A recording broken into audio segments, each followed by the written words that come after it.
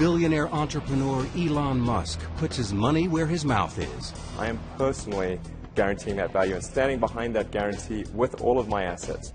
His greatest asset is his ability to take this big, big dream and make other people believe that it's true.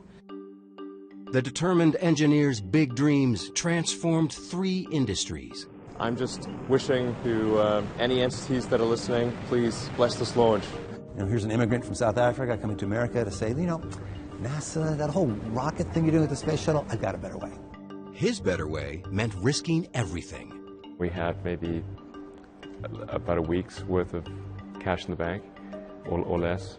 I had to make a choice then that either I took all of the capital that I had left from the sale of PayPal to eBay and invest that in Tesla, or Tesla would die. Others weren't so willing to take a chance on him or his companies.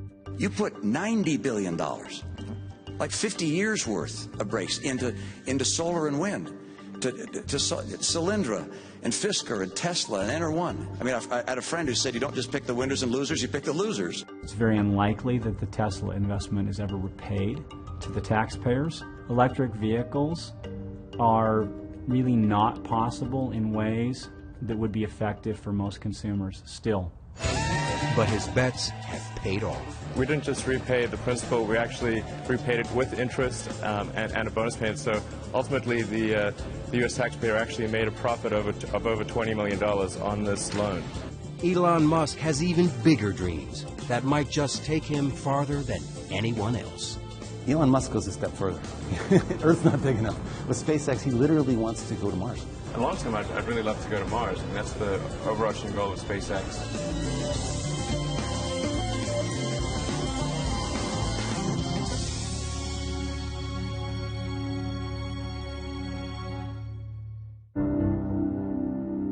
When I was a little kid, I was really scared of the dark. But then I sort of came to understand, okay, well, dark just means really the absence of photons in the visible wavelength, 400 to 700 nanometers. It's hard to believe that entrepreneur Elon Musk was ever afraid of anything. And Elon said, darkness is merely the absence of light. Then I thought, well, it's really silly to be afraid of a lack of photons. Then I wasn't afraid of the dark anymore after that. Once one of the kids said to him, look at the moon, it's 1 billion miles away. And he said, well, no, it's actually under 250,000 miles away. And they said, oh, Elon! Entrepreneur Elon Musk has spent his life proving people wrong. Growing up in South Africa, Musk was the oldest of 3 children and started school a year early. His father was an engineer. His mother, May, was a model and nutritionist. He was the youngest, he made about 2 days, and the shortest, and then he was this brilliant boy, and so people didn't really like him. So I was this little bookwormy kid and probably a bit of a smart aleck, so this is a recipe for disaster. Not that he told me much about it, but he was picked on quite a bit. So I just read a lot of books and tried to stay out of people's way during school. And so his social life was much less than my other 2 kids. And that's a typical nerd. I read all the comics I could buy or that they'd let me read at the bookstore before chasing me away. I read everything I could get my hands on from when I woke up to when I went to sleep. At one point I really ran out of books and started reading the encyclopedia. And he has a photographic memory, so he could remember everything. Anytime I had a question, my daughter Tosca would say, call Genius Boy. His brother, Kimball Musk. When Elon was 10 years old, he got tested by IBM, and he was found to have one of the highest aptitudes they'd ever seen for computer programming. I tried taking some computer classes, but I was way ahead of the teacher, so it didn't really help. So I started programming a space game called Blastar. Musk, already thinking like an entrepreneur, figured out how to sell his game. And I don't think they realized I was 12. We decided we were going to open an arcade out near our high school. We were big into video games. We figured that it was going to be a huge hit. We got a lease on a building. We got the arcade provider to deliver the equipment. And the only thing we needed to do by the end of it was get the city to approve what we were doing. But an adult had to apply for a city permit, and they hadn't told their parents what they were up to. And of course, they told us we were not going to be opening up an arcade. Max Chafkin is a technology and business journalist who has profiled Elon Musk several times. Really, the most amazing thing about his childhood is his escape from South Africa. I remember thinking and saying that America is where great things are possible, more than any other country in the world. It's a little cliche, but it's true. America is the land of opportunity. By moving, Musk would also avoid mandatory service in South Africa's army. Growing up in apartheid South Africa was pretty surreal. I mean, we didn't support that government, we didn't believe in it. And so the idea of actually going to the military service was really out of the question. I told my parents I was going to Canada, and they tried to convince me not to leave. And off he flew, and I thought, wow, he's so independent. Of course, as soon as he lands, he calls me and he says, what do I do now? So I bought a bus ticket from Montreal to Vancouver, and that allowed me to kind of see Canada, at least from the highway. He worked at odd jobs across the country before settling at Queen's College in Toronto. In fact, when I went to college, I rarely went to class. I'd just read the textbook and then show up for exams. The big appeal of university was being able to date girls my own age. I actually met my first wife there. Musk got an engineering and business degree from the University of Pennsylvania and a scholarship to go to Stanford. Silicon Valley was the promised land. I really wanted to kind of go where the really exciting breakthroughs were occurring. Elon had this ability to look at the world and go, this is a real problem that's going to happen in 20 years. He looked around and he saw that the world-changing stuff was not happening at Stanford. I didn't even go to class. I called the chairman of the department and said, I'd like to try starting this internet company. It probably won't succeed, and so when it fails, I want to make sure that I can still come back. My kids do funny things, and I'm never too concerned about them because, you know, if Elon wanted to drop out of college, he could always go back. My brother was in Canada at the time, and I said, look, I think we should try to create an internet company. So he came down and joined me. He had, $2,000, no friends, barely enough money for an apartment. I think he told me he was showering at the gym because they didn't have a shower where he was living. We just got a futons that there were couches during the day and then turned into beds at night. Steve Jurvetson is a venture capitalist in Silicon Valley. I first met Elon and Kimball Musk, his brother, back in the mid-90s when they first set foot in California. I think they'd been here for about a week, and they were pitching a new company called Zip2. Silicon Valley in the mid-90s and late 90s was a gold rush. People were flocking to the region to find riches, to make it in the internet business. Musk came up with an idea to bring newspapers into the digital age. He took a CD-ROM Yellow Pages, some mapping software, wrote a little code, and put it all together to create the first online city listings. Elon was more the business mastermind, I was more the sales guy. I still had my core programming skills, so I was able to write the software needed for the first company. Now, when Elon was starting Zip2, keep in mind, the internet was just a couple of years old. Most local businesses were not on the internet. And the way you found a local business was you opened up the Yellow Pages. The thought was that media companies, like the newspapers, are going to need help coming online and building lots of functionality into their websites. We had someone literally throw a Yellow Pages book at us and tell us, do you think you'll ever replace this? And we thought the guy was crazy. Because not only were we going to replace this, but that's not where it ended. It would keep going from there. It wasn't long before media companies across the country were signing up. And so we were able to get as investors and customers the New York Times Company, Hearst, Knight Ridder, and a number of other companies. In 1999, the Alta Vista division of Compaq bought Zip2 for $307 million in cash and $34 million in stock options. Musk was just 28 years old. I thought, that's crazy. Why would somebody pay such a huge amount of money for this little company that we have? It actually obviously turned out very well for them financially, so they knew a lot more about it than I did. When the kids sold Zip2, it was the most exciting day. We couldn't believe it because you don't know in the internet world if you're going to, make $1 million or die tomorrow.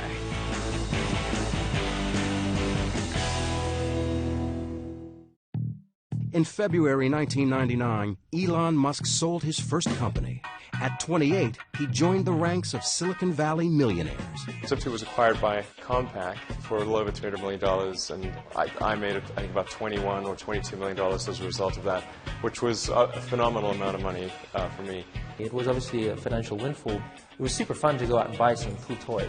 There is, gentlemen, the fastest car in the world. One of his first things to do is go out and get a big sports car. He comes from a family that really enjoys racing in vehicles, and he got one of the highest performance cars money could buy at the time. It was a McLaren F1.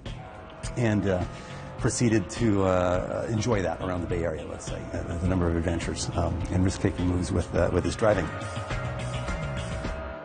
While I'm sure it felt, wonderful to have all this money and to have people recognizing success, I think he was also frustrated that this company hadn't become as great as he wanted it to be. It hadn't changed the world. It had just slightly altered the course of newspaper history, which I think from his point of view is, kind of a piddling accomplishment. So I certainly had the choice at that point of retiring and buying an island somewhere and sipping Mai Tais, but that was not of interest to me at all. There really wasn't a choice of we weren't going to do anything. It was just really what we were going to do next. In Elon's case in particular, it was really just a stepping stone. The goal in doing my second internet company was to create something that would have a profound effect. And it seems to me that the financial sector had not seen a lot of innovation on the internet. And money is really just an entry in a database. And it's low bandwidth. It seems like it's something that should lend itself to innovation. He was very rich. I mean, just more money than most people could dream.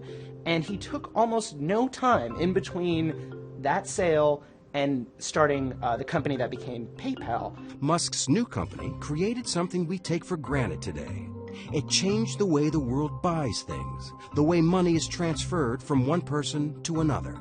At the time, transactions were very slow. People would have to mail checks to each other, so it could take weeks just to complete a single transaction. With his windfall from the sale of Zip2, Musk quickly turned around and founded X.com to make electronic cash transfers possible. But his new company collided with a rival mobile payment company called Confinity. And they were really competing against each other, and the real enemy at the end of the day was eBay. We combined our efforts in order to compete effectively against eBay's built-in system. They called the new company PayPal. When he looked at PayPal, his goal was not to create a place you could do person-to-person payments.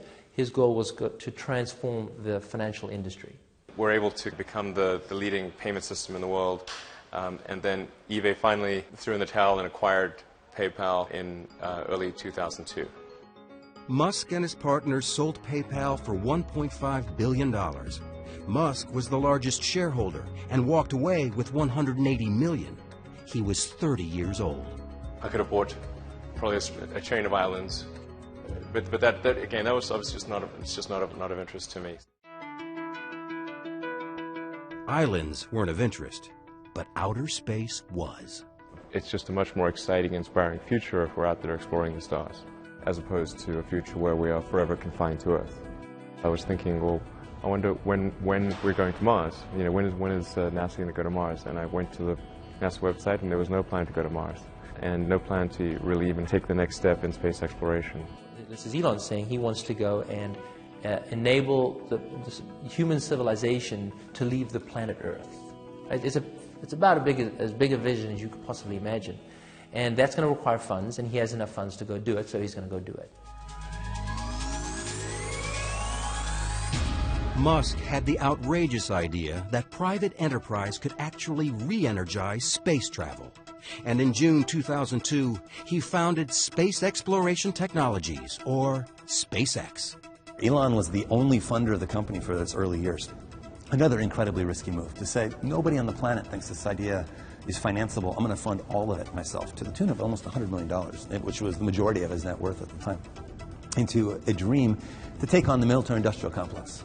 Here's an immigrant from South Africa coming to America to say, NASA, that whole rocket thing you're doing with the space shuttle, I've got a better way.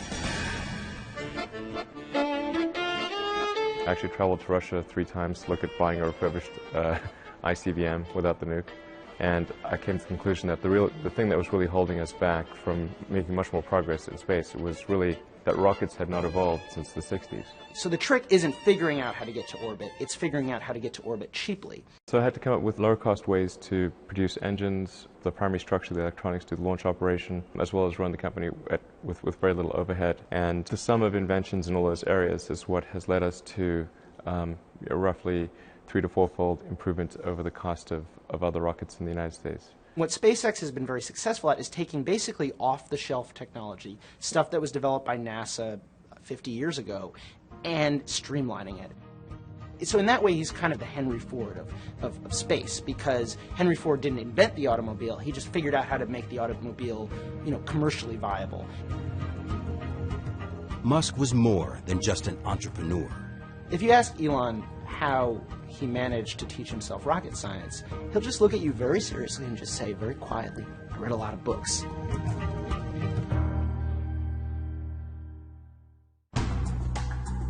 32-year-old Elon Musk had his next big idea at his family's annual visit to Burning Man, the counterculture desert happening. Although still fascinated by rockets and fast cars, he wanted to find a way to end Earth's addiction to fossil fuels. I was one that suggested the idea of going into the solar power arena to Lyndon and Peter Wright, my cousins. He basically hands this idea to his cousins and says, "If you want to start this, I will fund you, and it'll be your company, but I'll be the chairman."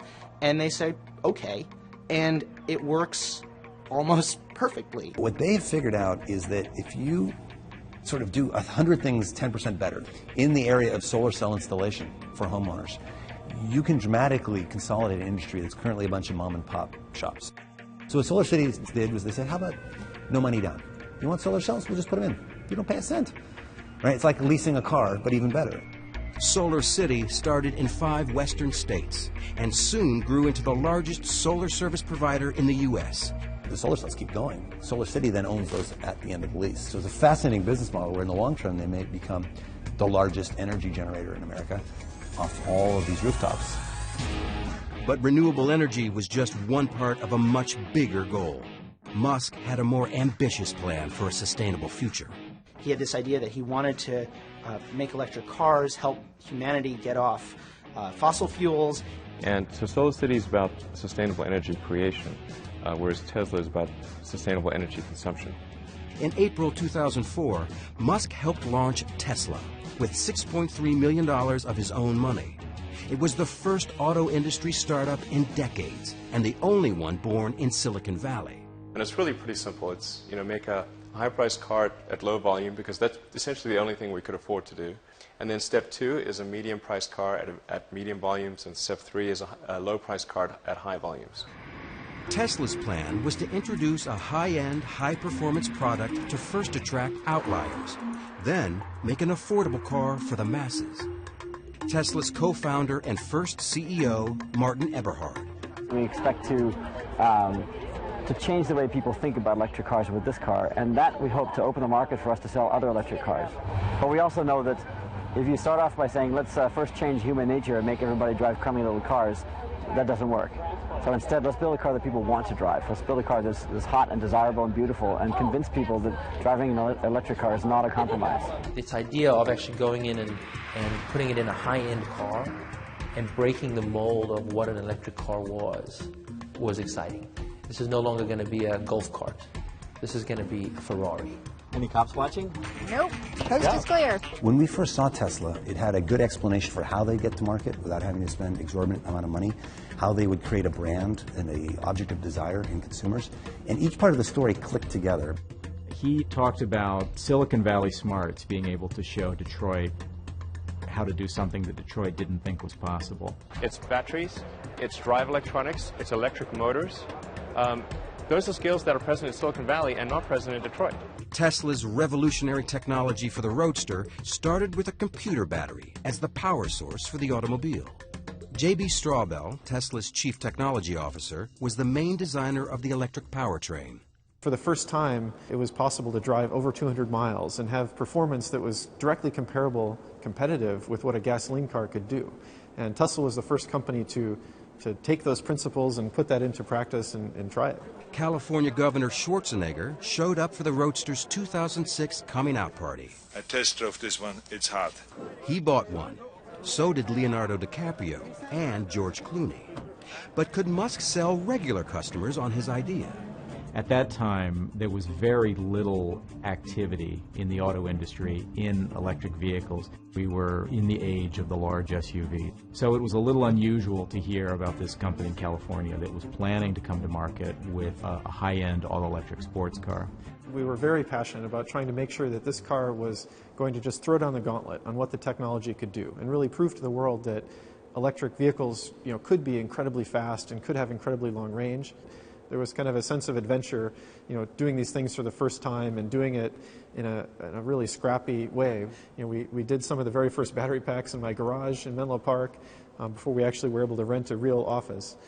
The big issue for Tesla, as with all electric cars, has been the batteries, their cost, and how long they last.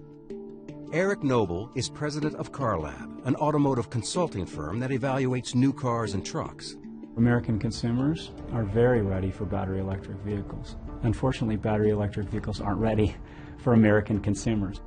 The first results at Tesla seem to support this gloomy forecast. Tesla, when we first started out, the thought was simple and really, obviously, in retrospect, quite naive, which was to make use of some technology that we develop ourselves, but also some technology that we'd license from AC propulsion, put that together and create an electric sports car that would be compelling. So, let's see, where did that fall apart? It fell apart when the team told Musk that the projected cost had skyrocketed from $65,000 to $140,000. As the problems mounted, Musk faced a do-or-die decision at Tesla. He would have to choose between investing his PayPal payoff or let his new company collapse. And Elon was looking at this and saying, the dream is still there, but oh my gosh, what have I got? I've got to get this under control.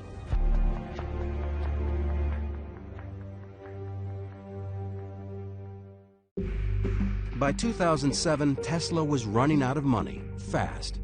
No one wanted to step up to save the unproven automobile startup. Elon Musk had to take the leap alone.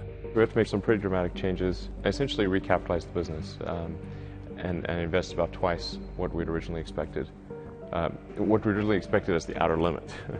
Basically, Tesla got to this point where they only had enough money in the bank for a couple of months, and there's nobody around who are willing to put more money in. I'd take all of my reserve capital and invest it into Tesla, which was very scary because, it would obviously be quite sad to have the fruits of my labor with Zip2 and PayPal not amount to anything. But there was no question that I would do that in my own mind because Tesla was too important to let die. I'm available 24/7 to help solve issues. Right. Call me 3 a.m. on a Sunday morning, I don't care.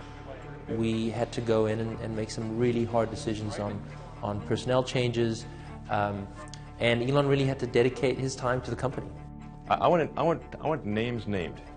So if someone's always on the hot seat and is always the root cause for problems, they will not be part of this organization long term. It's not okay to be unhappy and part of this company. And so if somebody can't get happy, get divorced. Right. Musk and his board replaced Martin Eberhard, one of the co-founders who had been running Tesla. And I think we kind of really exceeded the level that Eberhard could handle. And that became apparent in 2007. We either were going to have to shut the company down or Elon was going to have to take over as CEO. It was actually a process of building a company as well as building a car. A lot of people that fit in very well with a company when it was extremely small, didn't end up fitting in as well when it was larger. Eberhard didn't go quietly. He sued Musk for libel, slander, and breach of contract. I believe that I was scapegoated to take the blame for the programs that were not run well. Musk resolved the disputes through mediation, but his company was in serious financial trouble. In September 2007, Musk flew to Germany with a scheme to raise extra cash by forging an alliance with Daimler Mercedes. Daimler is the company that invented the internal combustion engine car, the maker of Mercedes, Smart, and their endorsement carries a great deal of weight. So that was just a very important moment. He had to convince the company that Tesla could supply battery packs for its cars. They were skeptical. Really, the key thing with Daimler was to demonstrate hardware that worked. If they can't touch it, they can't drive it, it's not particularly real. He pushed his team to retrofit a Daimler smart car with Tesla's electric motor. But first, they had to find one. The challenge of converting a smart car to electric was doubly difficult because we couldn't find a smart car. The smart car was not for sale in the United States, so we had to send somebody down to Mexico to buy a smart car, bring one to the US, and then the smart car is really tiny, so we had to fit a motor and power electronics and charger and everything in the smart car. The challenge was daunting. To replace the smart car's gas engine with a Tesla drivetrain and battery, fit it in the tiny space under the hood, and do it all in less than 4 weeks. We didn't have much time at all. We knew that from the beginning, and we kind of prepared for almost battle and set up a war room in the shop. They worked around the clock, stealing naps on the factory floor, right up to the deadline. The Daimler executives arrived not at all convinced that it made any sense to work with an American car company, let alone a little tiny American car company in Silicon Valley. While waiting for Daimler's decision, Musk brought in one of the world's leading automobile designers to help create his next project, a modern and sexy family sedan, which he called the Model S. Originally with Model S, I thought, well, let's have Henrik Fisker, who had a design studio, do the styling. We paid him a pretty good sum of money to do that. Curiously enough, the designs that he worked on, that he came up with for us, were terrible.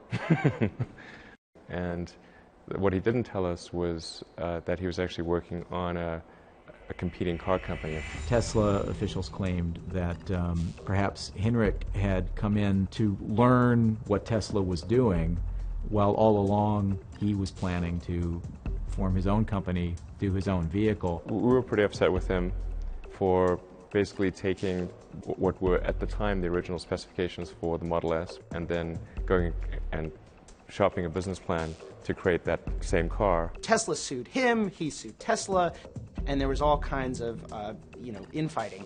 Henrik Fisker wouldn't grant Bloomberg an interview, but he told us that, "I believe there is enough space in the market for several new car companies that pursue a new type of electrified powertrain with different philosophies." In November 2008, the court ruled in Fisker's favor. It was a setback for Musk, who was also going through a tough time personally. After 8 years of marriage and 5 children, Elon and Justine Musk divorced. I got divorced, personal life in somewhat of a shambles, and in addition getting attacked by some in the media, my ex-wife, every bad thing you could imagine. There was more bad news when his bold space transport company SpaceX again failed to get a rocket into orbit. The first launch didn't get very far, got about a minute up, and then there was an engine fire, and that was it. The second flight actually did make it to space, but not to orbit. And then also Flight 3, we didn't get all the way to orbit. He started saying, "I've got enough money for 3 cracks at it." He put $100 million of his own money, and he sort of hinted at the idea that after 3, if he didn't make it, it would be over. SpaceX would die.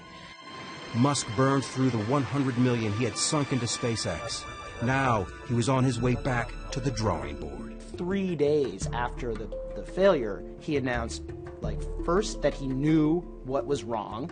He announced that they'd raise money to finance a 4th launch, and the 4th launch was going to happen in a matter of months, which in the rocket industry was a crazy announcement. We were able to solve the problems, and then just as we'd solved those problems, we ran smack into the worst economic recession since the Great Depression. It's been one of the darkest days on Wall Street in recent memory. Stock markets falling the most since 9/11, the Dow off more than 500 points. This is what financial Armageddon looks like. Red screens that scream sell, sell, sell.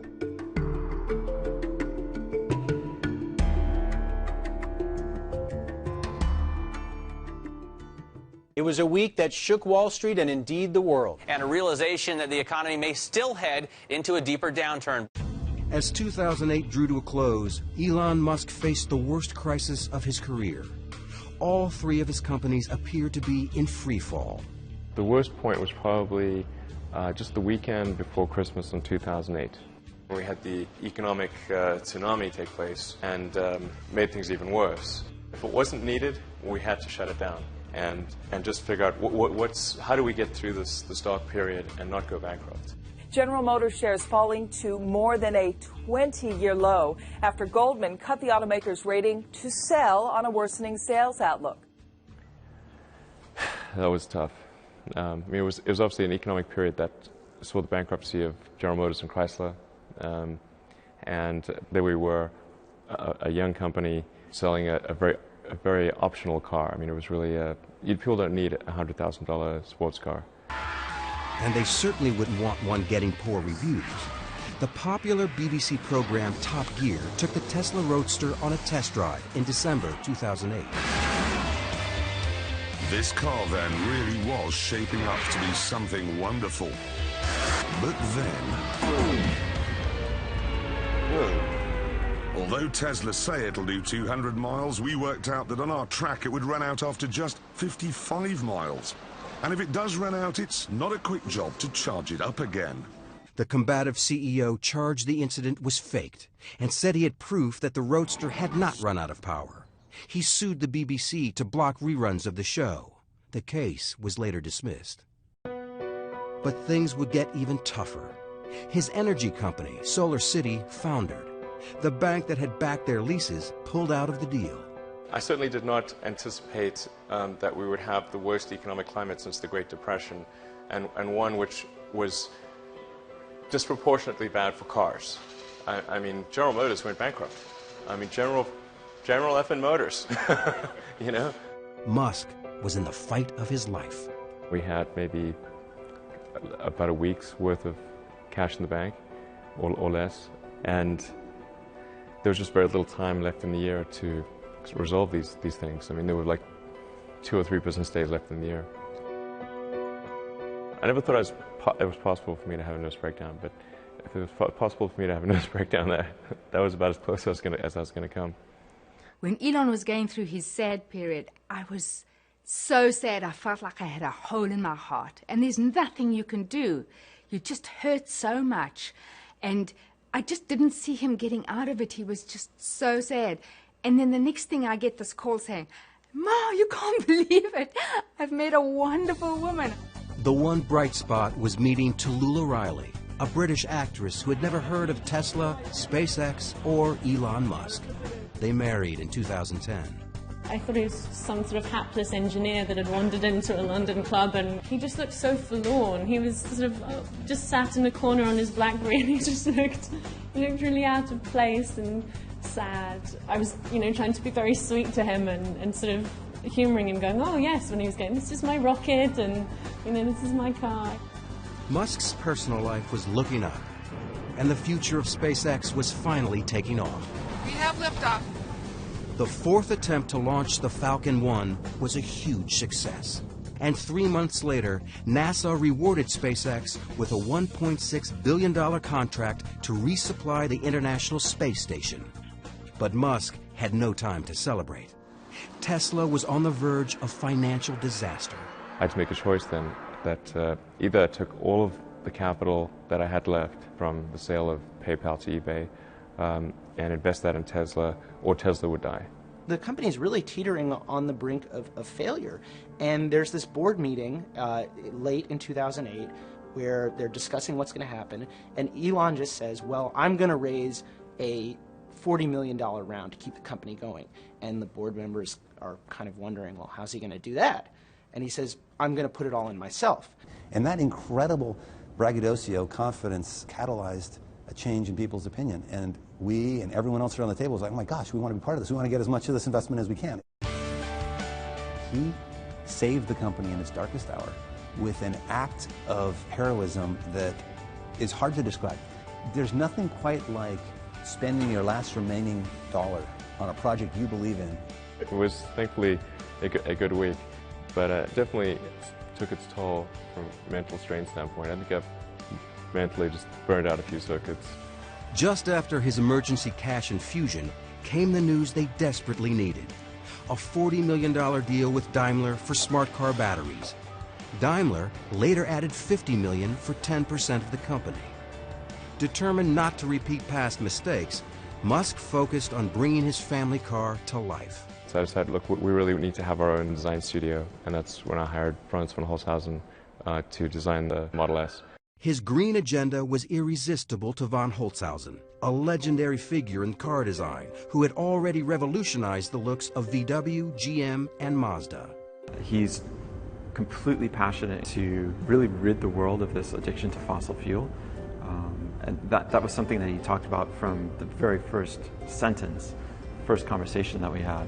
With a new team in place, Musk completely revamped the look of the Model S. A sedan doesn't have to be a brick. It doesn't have to be a big blocky car. We wanted to bring this kind of passion and feeling back to this marketplace. The architecture of Model S is really similar to a skateboard. The floor of the vehicle is the battery pack, and the motors between the rear wheels, and everything above that is the opportunity space. In March 2009, Musk unveiled the prototype for the Model S. It could hold 7 passengers and as much luggage as a station wagon. But to build it, he knew he needed a piece of the U.S. government's new $7.5 billion loan program to support alternative energy vehicles. In order for Model S to truly be successful, it was important that the loan come through. The government funding was controversial. The New York Times writer Randy Strauss called the program the bailout of very, very high net worth individuals who invested in Tesla Motors Act. Musk struck back.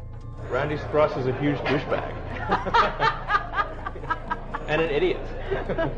Okay. It wasn't a bailout, but a loan.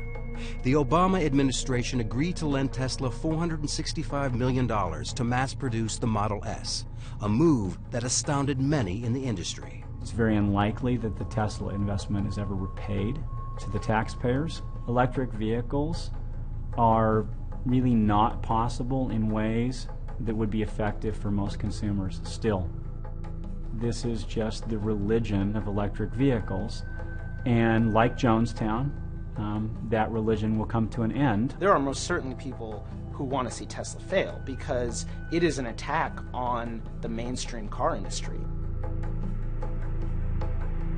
Of course, the biggest impact that Tesla will have is not the cars that we make ourselves, but the fact that we show that you can make compelling electric cars that people really want to buy. The government loan came with a challenging condition. To get the money, he had to first find a place to build his electric car.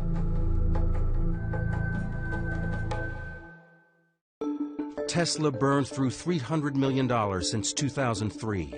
Elon Musk needed to get his Model S into production fast. Ever the risk taker, he took another giant gamble, purchasing a plant in Fremont, California, abandoned by Toyota. The dream factory location for Tesla was always the NUMMI factory, which was a 50% Toyota, 50% General Motors factory. It's one of the biggest car plants in the world. It's a great location close to Tesla headquarters. The reality is, for very little money, Toyota got an albatross off its books. From an industry perspective, it looked incredibly savvy on Toyota's part and incredibly naive on Tesla's part. Car factories are big pieces of sunk capital. To retool a factory takes a tremendous incremental investment. The acquisition released the government funds to begin production. Despite the fact that Tesla had posted a profit just once since its founding, Musk took his company public in June 2010. The smartest money in the world is betting on Tesla. Not everyone was as upbeat about the company's future. Tesla stock voted by Wall Street as the least likely to succeed. You don't want to own this stock. You don't want to lease it. Heck, you shouldn't even rent the darn thing. There hasn't been an IPO of a car company in America since Henry Ford, and that caught people's attention. Investors ignored the skeptics. Tesla raised $226 million in its IPO. Musk now had the capital to get rolling on the Model S. You just saw on his face this sort of just elation and this feeling like all of this suffering is worth it, and it's real now. 3, 2, 1. Take off. Lift off. Falcon 9 has cleared the towers. In 2010, after winning the $1.6 billion contract from NASA, SpaceX became the first private company to successfully launch and return a spacecraft from orbit. So SpaceX was the first purely commercial ground-up development to reach orbit. The first successful launch at SpaceX was an incredibly emotional time. Falcon 9 Stage 2 and the Dragon capsule are now in orbit around the Earth. I'm just wishing to any entities that are listening, please bless this launch. 3, 2, 1. And 2 years later, in May 2012, it made history as the first privately held company to send a cargo payload to the International Space Station. Back on Earth, the long-awaited launch of Tesla's new sedan was also taking off. It's time to start delivering Model S! The Model S started rolling off the production line, although questions about range and service remained. Let them go! Not everyone was cheering. In a 2012 presidential debate, Republican candidate Mitt Romney blasted President Obama for the government loan to Tesla, lumping Tesla in with other financially troubled green companies. You put $90 billion, like 50 years worth of breaks into solar and wind, to Solyndra and Fisker and Tesla and Enter1. I mean, I had a friend who said you don't just pick the winners and losers, you pick the losers. But Tesla was no loser in the eyes of the automotive industry. The Model S was the first electric sedan to win Motor Trend's Car of the Year. Musk didn't have much time to celebrate. A few months later, the New York Times delivered a devastating review of the Model S.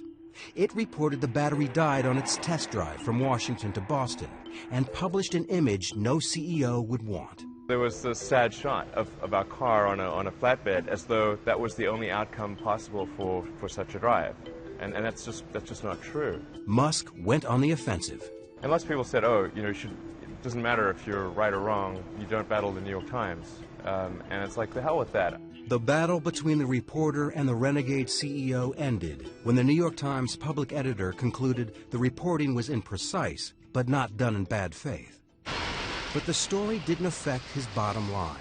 Remember that loser comment from a presidential candidate about the $465 million government loan? It really feels good to have repaid the U.S. taxpayer. That's really what's important here.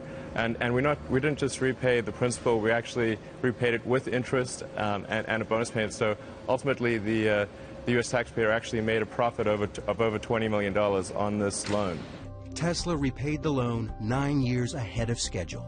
Never short on optimism or confidence, Musk made a stunning promise for the nearly $70,000 car. We're guaranteeing that the value of the Model S will be no less than that of a Mercedes S-Class after 3 years.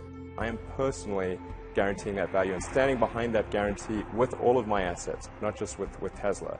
He has guaranteed free charging for the life of the car and has expanded the charging system across the country. You'll be able to travel all the way from LA to New York just using the Tesla Supercharger network. And the Supercharger system is free. So it's not just free now, it's free forever. That's the Tesla commitment. His commitment to customers has paid off. Since its IPO, Tesla shares were up more than 5-fold. SpaceX and SolarCity were also turning profits. And NASA's our biggest and most important customer, but almost 3/4 of our customers are commercial. SpaceX says it has more than $4 billion in revenue under contract. But of all his companies, perhaps the greatest success was the one addressing the world's energy need. SolarCity is now the largest solar service provider in the U.S. and has more than quadrupled in value since its initial public offering in December 2012. SolarCity has been very, very impressive. I mean, there are, thousands of people with panels on their roofs and lots of big offices. I believe eBay has SolarCity panels. So it's having a very big, very visible impact on the world. He really wants to change the world. And in Elon Musk's vision of the future, you'll have clean and renewable sources of energy feeding the grid, and all of our vehicles will run off that. This is really the future. It's something you want to tell stories about. Elon has a self-confidence that is it's breathtaking. And it's especially breathtaking when you think about the things he's confident about. The idea that humanity is going to get to Mars. That not just humanity is going to get to Mars, but that he, in his lifetime, Elon Musk, will get to Mars. Crusader or canny businessman. Named one of Time magazine's most influential people in the world, the risk-taking, multitasking CEO's estimated net worth was $6 billion in June 2013. Divorced for the second time, Musk splits his time between his 5 sons, his companies, and thinking about the future. Just, is it significant? really the question is, are things I'm working on, are they really going to matter, or do they have the potential for really mattering?